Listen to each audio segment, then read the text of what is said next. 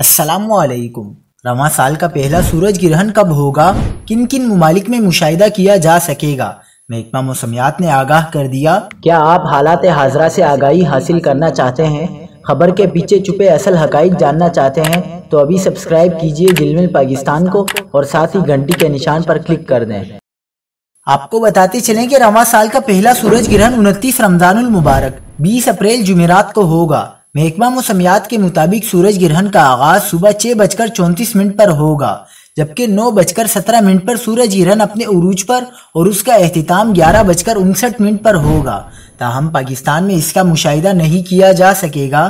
محکمہ موسمیات کا کہنا ہے کہ جزوی سورج گرہن کا مشاہدہ جنوب اور مشرقی Asia, Australia, Pacific, Indian ocean اور انٹارکٹیکا میں کیا جا سکے گا۔